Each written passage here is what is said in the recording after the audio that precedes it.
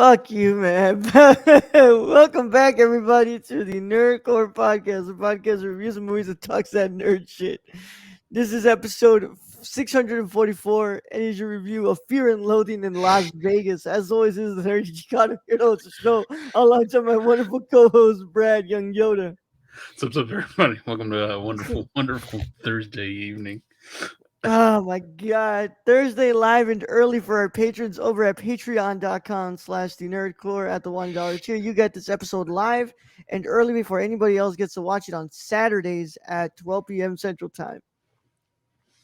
We're laughing because as you all know, I mean I have those moments where it sounds like I'm dying when I'm trying to like get some mucus out of my freaking nose or my throat, or I'm clearing my throat, and Brad over here just what's it called just started dying of laughter. It was like Hey, y'all! Let's start the show.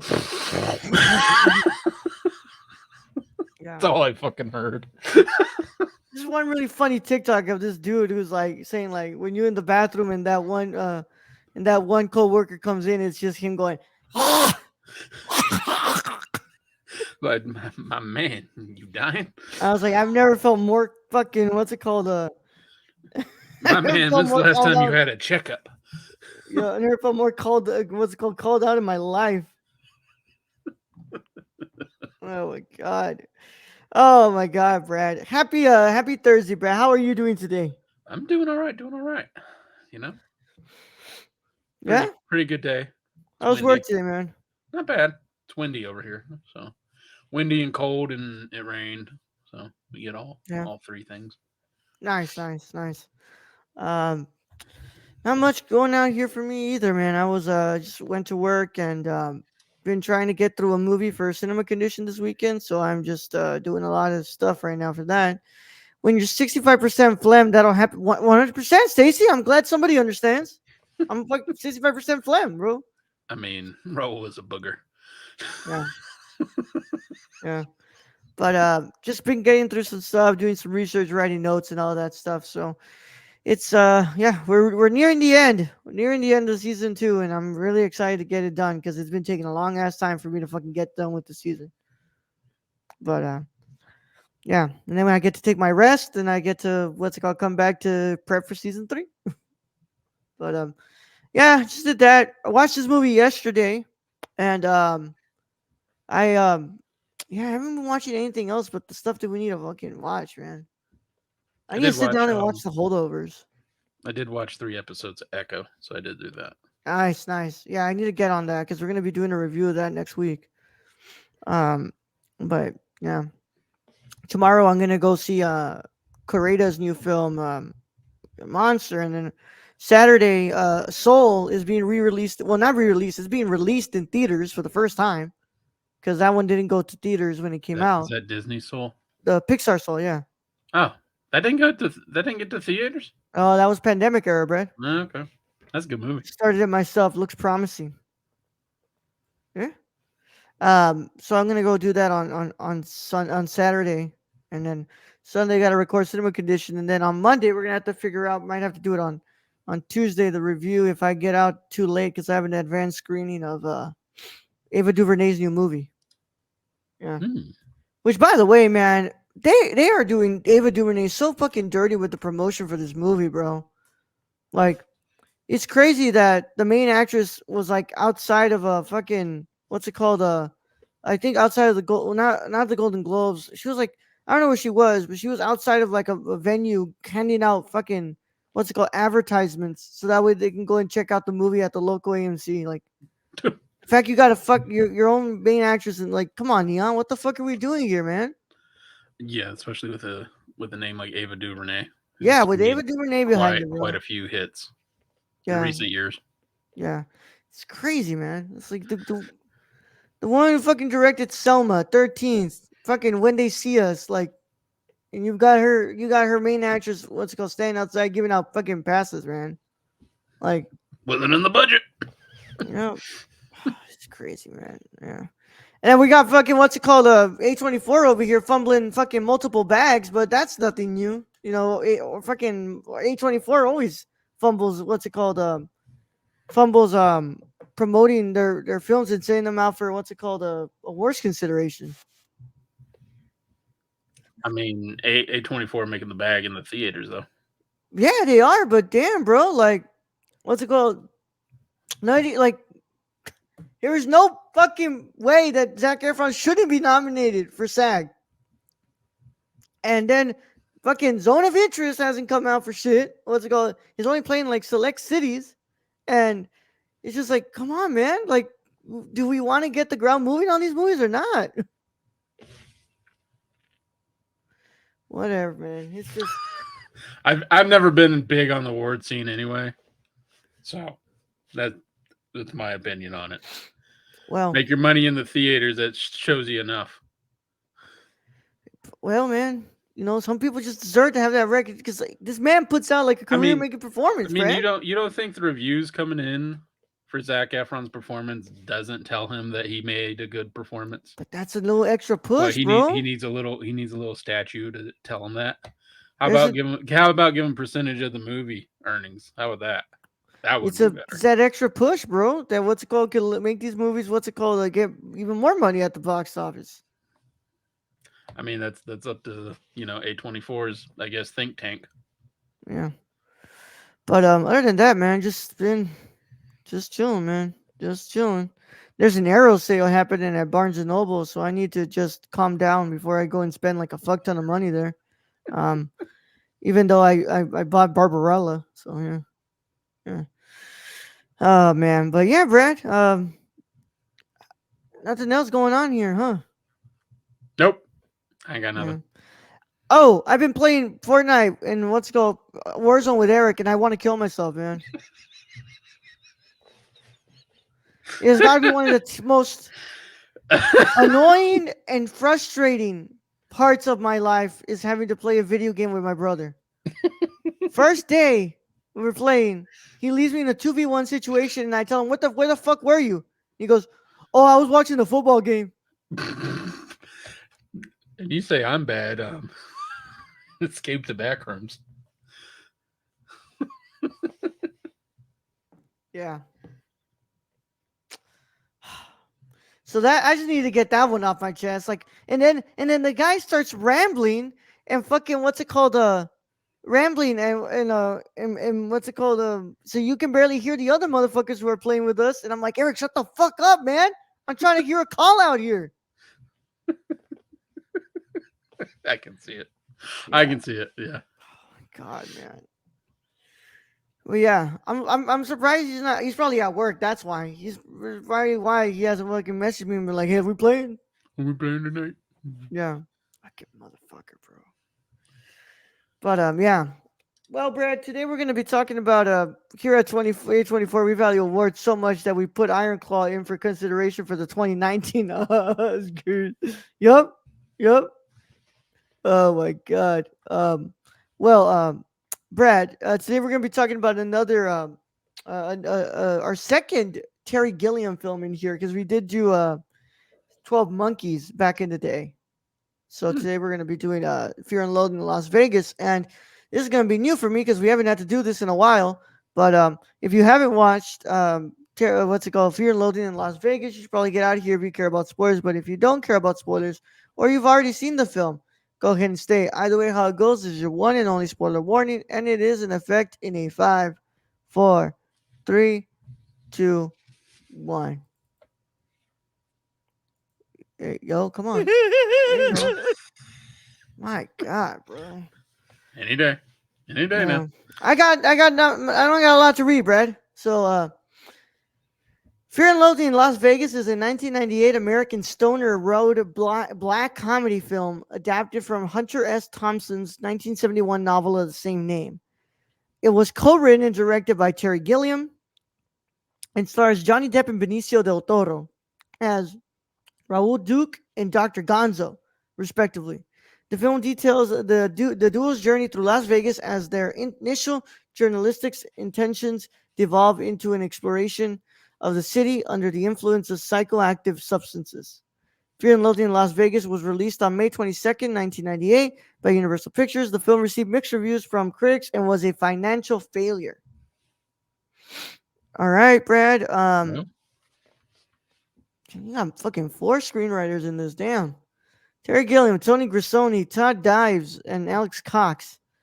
And cinematography is done by Nicola Petrorini. I think that's how you say that name.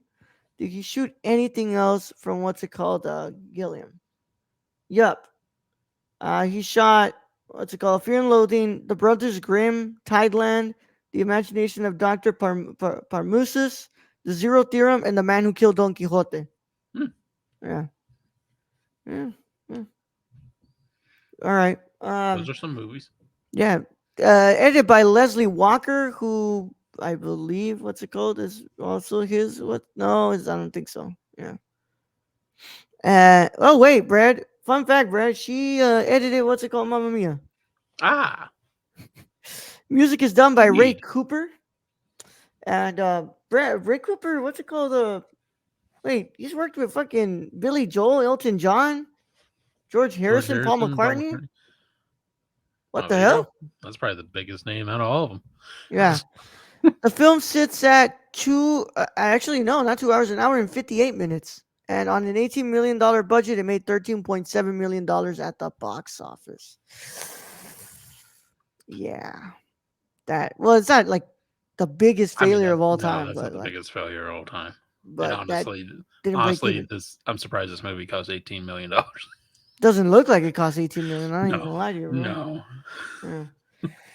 Well, there's a lot of names in here, Brad. We got like a lot of people that I didn't reckon. I didn't. First off, starting off with Toby Maguire, I didn't know that was fucking Toby, You bro. didn't know that was fucking Spider Man? Until I he's knew that talk, was Spider Man. until he started talking, bro. But Then you had Christina Ricci in there. yeah, and then Cameron Diaz, bro. Uh huh. Yeah, but Gary Brad, Busey. you see, yeah, Brad. What are your initial thoughts on Fear and Loathing in Las Vegas? We watched a lot of weird movies on this podcast. Yes, that is true. I don't know if I consider this a weird. It's not the weirdest movie. No. I don't know if I even I consider this movie chaotic because it's overly chaotic. I mean, I love the chemistry between Johnny Depp and Benicio del Toro, though. I want them in another movie, Yeah. maybe with a little better direction and you know, better. I don't know. I wasn't overly liking the style of this movie. I think it was just everywhere. Which I'm guessing that was Hunter S. Thompson's mo when he wrote was kind of everywhere, in a drug fueled, alcohol fueled craze. Um, and when I say weird, there's like weird good, like Eraserhead. I think Yeah. that's the weirdest one I can think of that I go like, man, I really enjoyed watching that. I don't know if I enjoyed watching this. There are some moments where it's like, well, that was kind of cool. This is weird. Oh God, is he about to electrocute him in a bathtub? I don't know. And yeah, this just left me kind of like I didn't hate it, but also I don't know if I liked it. I think I need another watch of this just to catch everything that was going on with this movie, and that's how I feel. I completely agree with you, Brad. I don't hate this movie, but I don't love it. Yeah, I don't necessarily like it, and I necessarily don't not like it. I I think I can't sit here and deny though that this movie looks fucking fantastic. I it's love the very cool looking. visual language. I mean, If you're wanting to experience, maybe this is the closest you can get to experiencing LSD without taking LSD. I don't well, know I got because another movie I've for never you. taken LSD. Boy, do I have another movie for you. Oh, okay. Yeah, but I mean, it's just I thought that like the movie looks fantastic. I think I like the score as well. I think the editing is fine. It's just like the editing of the pace is just what's it called? What really doesn't work for me. Um, this movie's all over the place, man. And if guys, if that's the point of the film, then by all means, we probably just watched it wrong. And when we rewatch it, we'll just have to be in the headspace that like, hey, this is how this movie's supposed to be. Mhm. Um, but what's it called? I mean, parts of it were kind of cool. Were actually kind of interesting. Like the one where he takes so much drugs that he like loses time, and then it's like coming back in pieces to him of what happened there, and Yeah, it's just so much. There's just so much chaos in this movie, and sometimes it's just really hard to follow. Yeah, Because they either black out or they just don't remember what the hell they did. yeah. I mean, parts in this Interesting concept. are pretty hilarious though. The getting him to the airplane in time, fucking laughing my ass off because he just drove right through the airplane gate to the airplane, and I'm like, that would never happen ever now. Yeah, Stacy says so. John Belushi and Dan Aykroyd were considered for the lead roles. That had been a very different Blues Brothers. Oh my god, no, I didn't fucking mean to put that up there. Um, but yeah, I just and guys, I loved 12 Monkeys. I thought that movie was fantastic. I really liked that movie, and I think that Terry Gilliam did a great job in that movie. In here, I just feel like That was also kind of a weird movie. That was yeah, I did like that one more than this one though. yeah, but I feel like he here it's just like okay, I've got this style that I'm trying to put at the forefront, and I've got a feeling that I'm trying to get throughout this whole movie. He kind of really sacrifices that for the what's it called? He sacrifices like a coherent story here for that, and I don't know. I didn't like it. I thought that it was like it looks good and it like sounds good and he has all these other aspects, but like nothing really like was blowing me away. Nothing was making me. If anything, I was just so lost.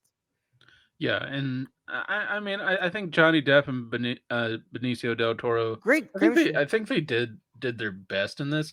Johnny Depp, like was even I was reading some trivia. He even spent time with Hunter S. Thompson to the point where he was trying to learn his mannerisms and all that, and then Thompson gives Johnny Depp like his clothes from the '70s to wear in the film. So that's actually Hunter S. Thompson's clothes Johnny Depp's wearing. Yeah, yeah.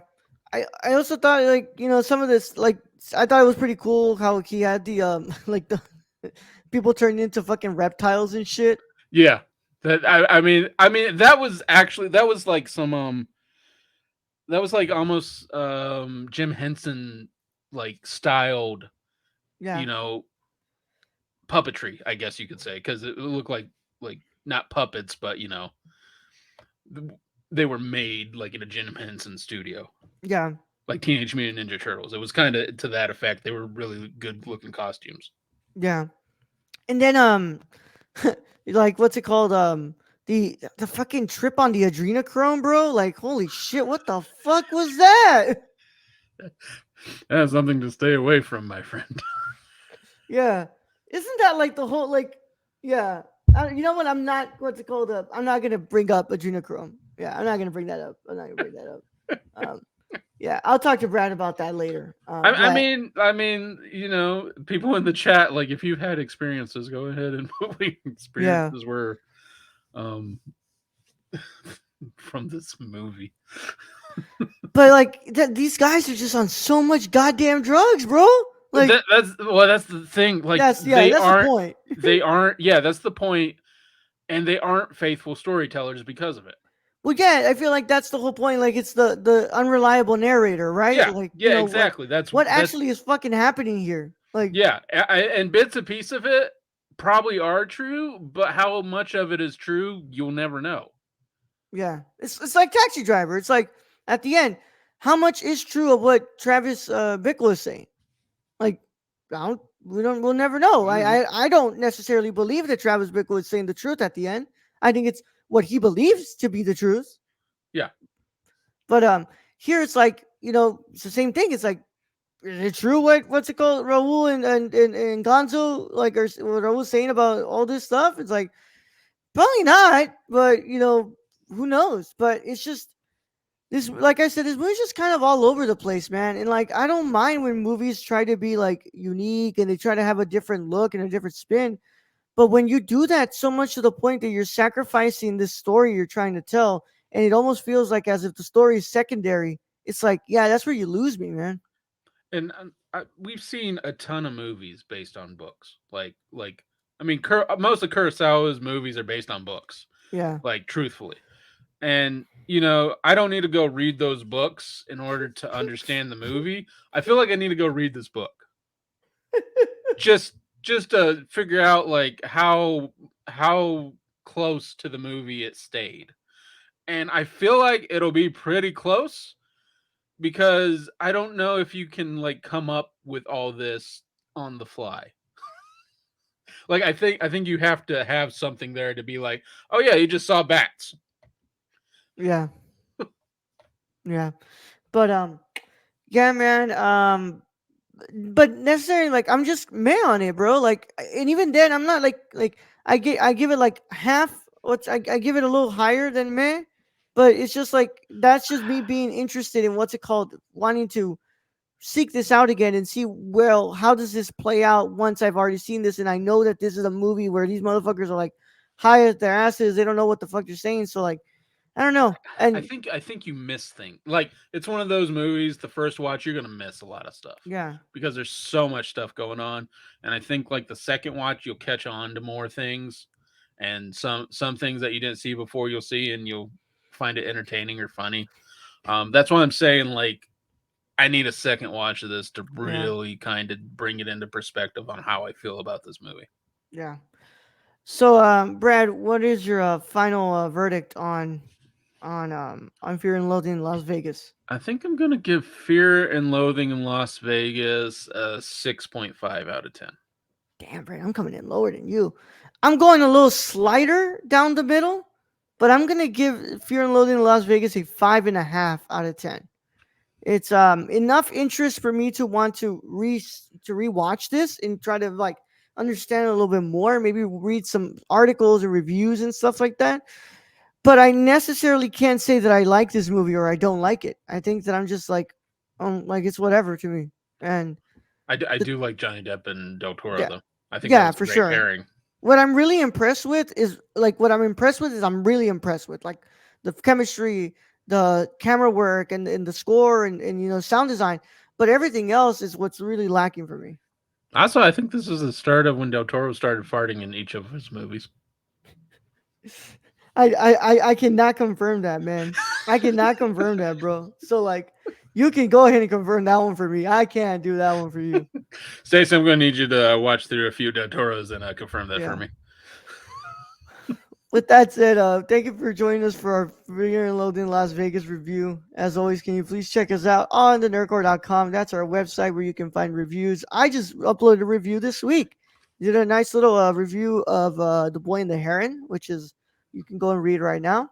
Did some great stuff on that, and I would really appreciate you guys go and read it. Um, I also what's it called? Have one going coming up soon for Priscilla. I'm trying to finish writing that one. But of course, check out our Twitter at the Nerdcore underscore. Instagram and Threads is at the Nerdcore. TikTok is at the Nerdcore as well. Our Patreon is patreon.com/slash the Nerdcore. At a $1 tier, you get this episode live and early, and other tiers, you get a lot of other cool stuff. Stacy says, pretty sure you did in Last Jedi, or that might have been an exhaust port. Oh my god.